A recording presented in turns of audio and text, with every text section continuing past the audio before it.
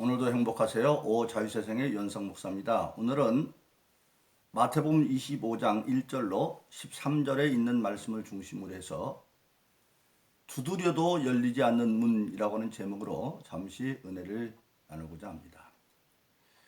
오늘 저와 여러분들 세상에 있는 모든 사람들은 매일매일 세상을 살아갈 때 사실 우리는 때에 속해서 세상을 살아갑니다.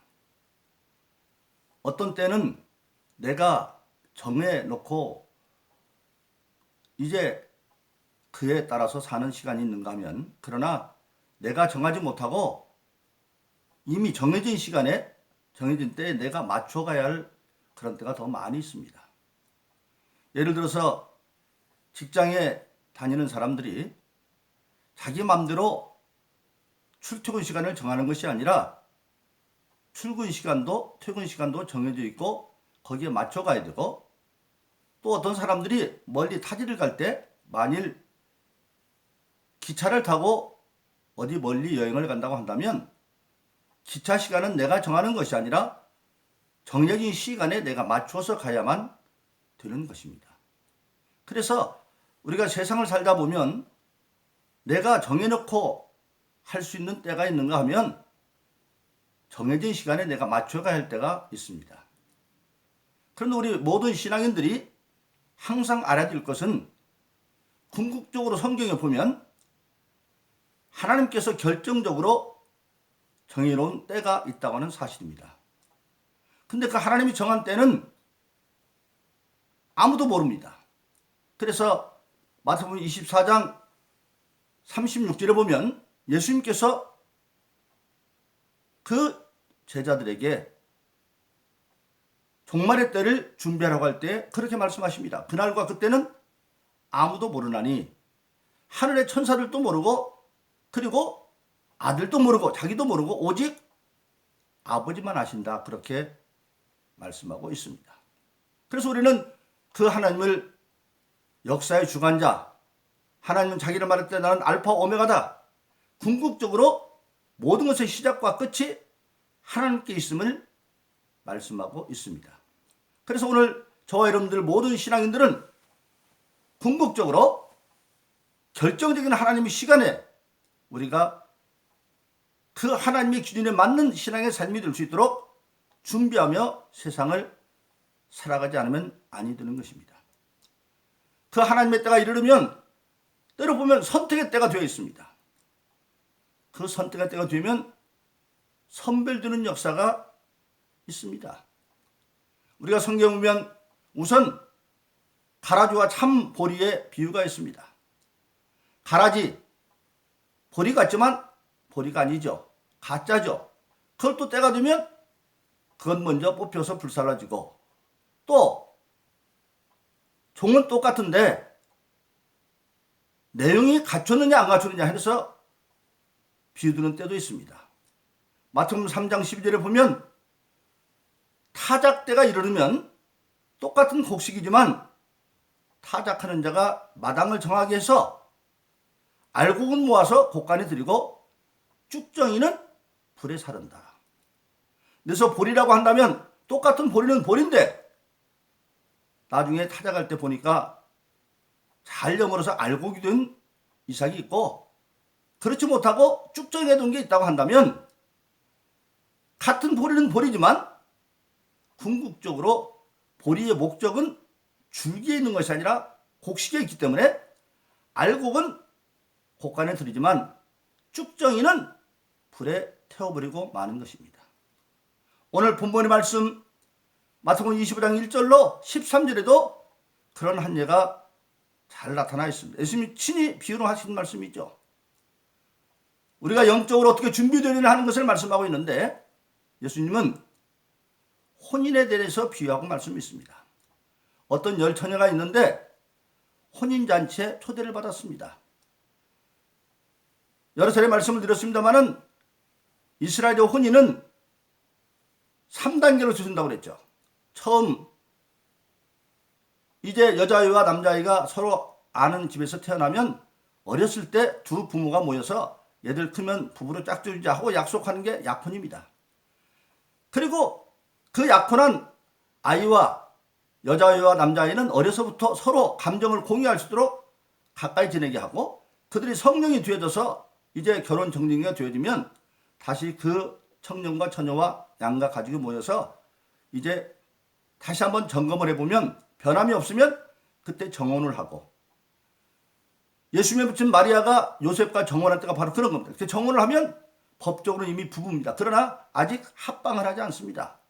그럼 정혼하고 결혼은 언제 하느냐? 딱 정혼한 날로 만 1년 후 그날에 결혼식을 하는데 그때 결혼식에 초대할 사람들에게 그때 정혼 때 다 미리 초대장을 보내면 그때 초대받은 사람들은 초대에 응할 건지 안 할 건지 그때 결정해야 됩니다. 왜냐하면 이스라엘의 결혼은 하루에 끝나는 게 아니라 한 번 시작하면 밤에부터 시작을 해서 7일 동안을 그 잔치집에 들어가면 다른 일을 할 수가 나올 수가 없습니다.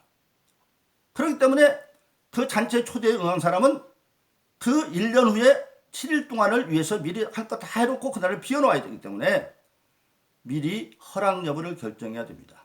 지금 오늘 본문의 말씀이 그런 얘기입니다. 지금 드디어 결혼 날짜가 돼가지고 신랑이 신부집으로 오는데 지금 결혼식이 오는데 거기에 10처녀가 초대를 받았습니다. 똑같이 초대를 받았어요. 그런데 이스라엘의 결혼식은 날짜는 정해져 있고 때도 밤은 정해져 있는데 시간은 안 정해져. 언제 올지 몰라요. 그건 왜 그러느냐? 이스라엘의 결혼 습관은 사실상 예수님의 재림의 사건을 이제 나타내는 결혼식의 제도인데 근본적으로 보면 이 세상은 흑암이 세상입니다. 우리가 예수 믿는 사람들이 빛의 자녀가 되었지 세상 자체가 빛의 색으로 바뀐 게 아니에요. 우리가 흑암 세계를 비추는 빛의 역할을 감당하는 것이죠. 그래서 왜 결혼식을 저녁에 하느냐? 바로 흑암 세상에 예수님이 재림하는 사건을 하기 때문에 메시아 오는 걸서 그렇게 밤에 하고 그런데 날만 정해져 있지 시간은 정해져 있지 않아요. 그러니까 초대받은 사람들은 신랑 오기를 기다리는데 반드시 준비할 게 있어요. 그게 뭐냐?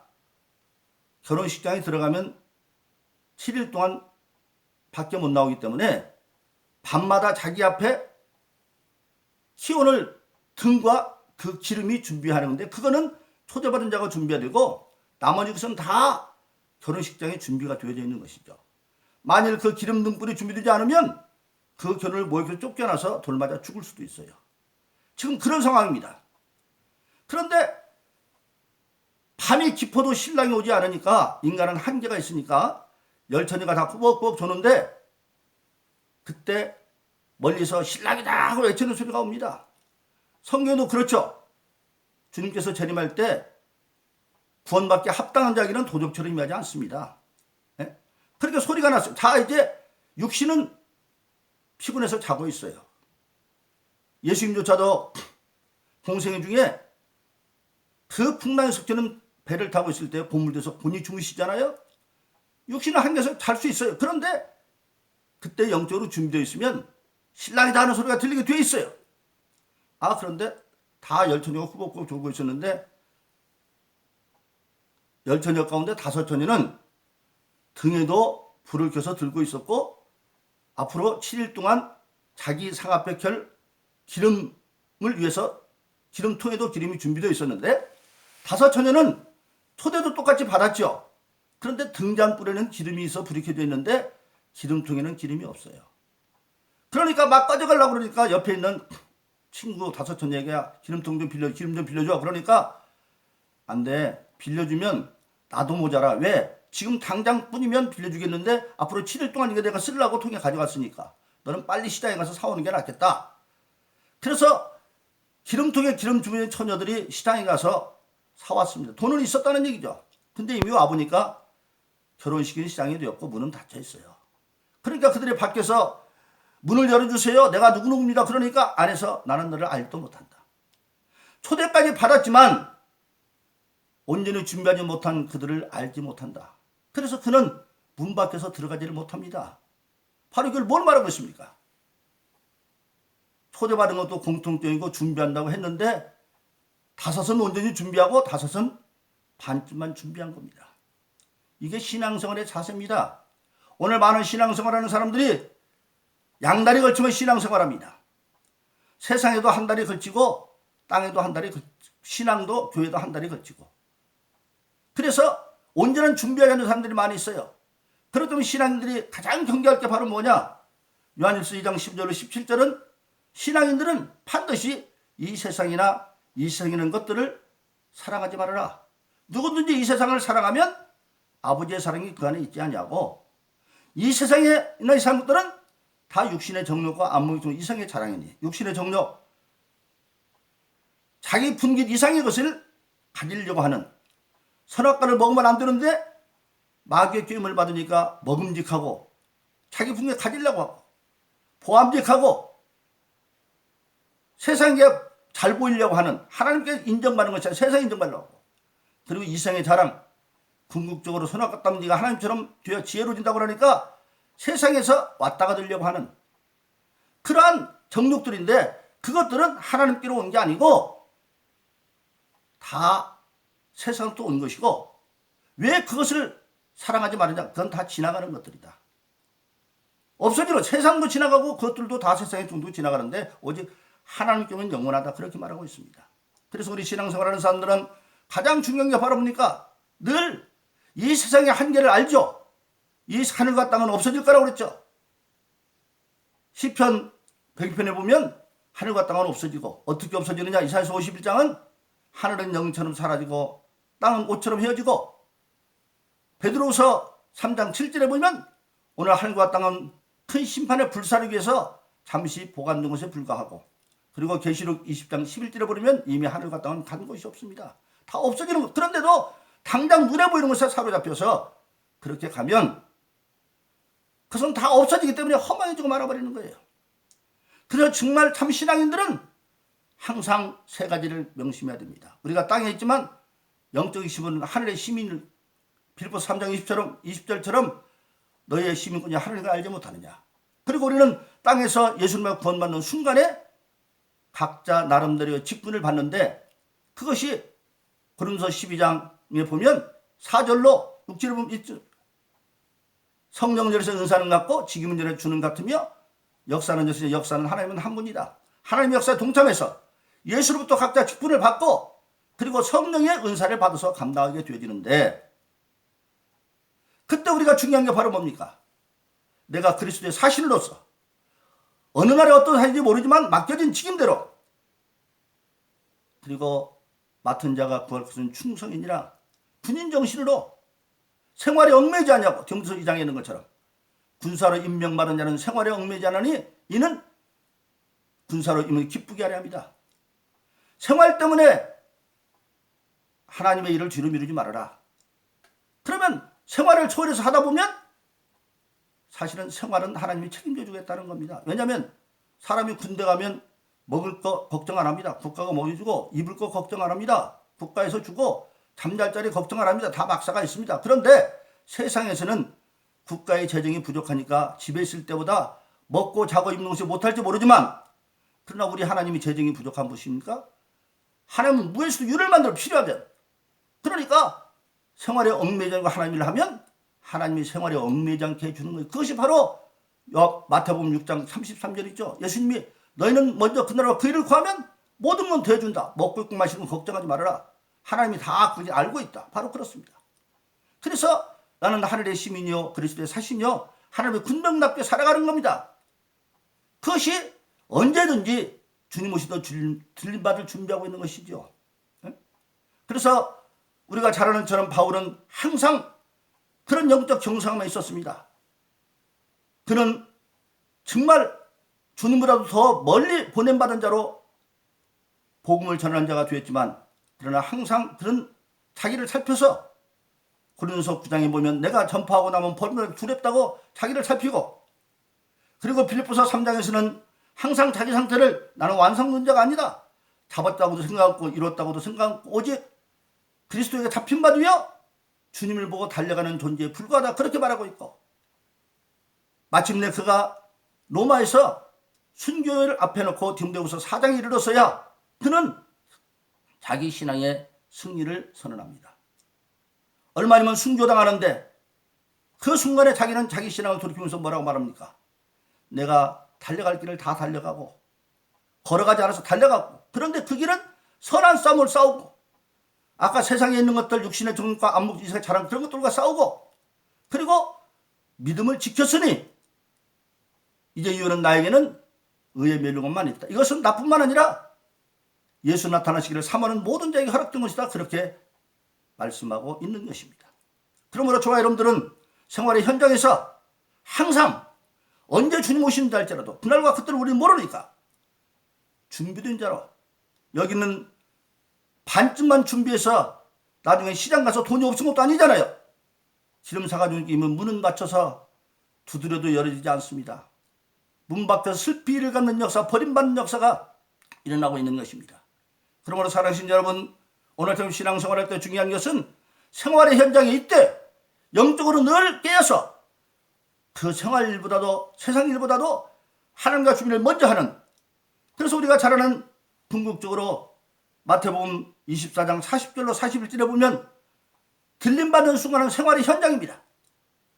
두 사람이 밭에 있음에 하나는 들림받고 하나는 남고, 남자들의 직장이죠.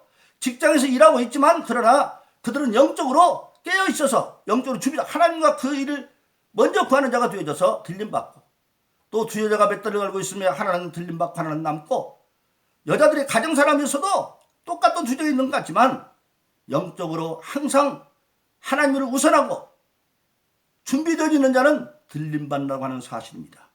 그러므로 사랑하신 여러분, 오늘 여러분들이 신앙생활할 때 가장 중요한 것은 무엇입니까? 오늘 마태복음 25장 13절은 결론적으로 그런즉 점적의 식을 말합니다. 너희는 깨어있으라. 너희는 그날과 그 시를 알지 못한다고 말하고 있습니다. 그러므로 저와 여러분들은 항상 요한계시록 22장의 마지막은 아멘 주여 오시옵소서, 언제 주님 오신다 할지라도 내가 생활의 현장에 있어서도 항상 하나님 위주로, 주님 위주로, 그날의 그 일을 먼저 구함으로, 그래도 세상 걱정할 거 없어요. 왜? 먼저 그날을 구하면 모든 건 하나님이 더해준다고 그랬으니까. 그 길이 때로는 마가복음 10장 29절로 31절에 있는 말씀처럼 나와 복음을 위해서 아비나 어머니의 형제나 자매를 버린 자는, 전투를 벌인 자는 핍박을 겸허히 받되 금세에서도 100배를 받고 내세도 영생을 얻지 못할 자가 없느니라. 핍박도 받아요. 그러나 때가 되면 금세에서도 그 핍박받은 것의 100배를 나를 이해하고 도와줄 수 있는 가족과 같은 사람이 100배나 많아지고 사업도 100배나 커지고, 그리고 내세의 영생을 얻는다고 하는 겁니다. 그러므로 사랑하는 여러분, 여러분들은 두 마음을 가는 것이 아니라 한 마음으로 하나님께 올인하고 그 안에서 세상의 모든 것은 하나님의 도움을 받아서 다 맷돌을 갈고 밭도 일하는 걸 말하면 언제 주님 오신다 할지로 들림받기 합당한 자, 오늘 초대도 받고 기다리고 있었지만 그러나 절반만 준비하고 있던 미련한 다섯 처녀처럼 시장에 가서 사왔으나 이미 문은 닫혀서 들어가지 못하고 나는 너를 모른다고 따돌린다는 그런 사람이 아니라, 우리는 기름 등잔과 기름통에 기름을 온전히 준비해서 주님 재림할 때 혼인잔치에 들어가서 다 함께 천국잔치에 참여하고 구원받기 합당한 사람 되기를 예수 이름으로 축원합니다. 오늘도 행복하세요. 오 자유사상의 유현상 목사입니다. 감사합니다.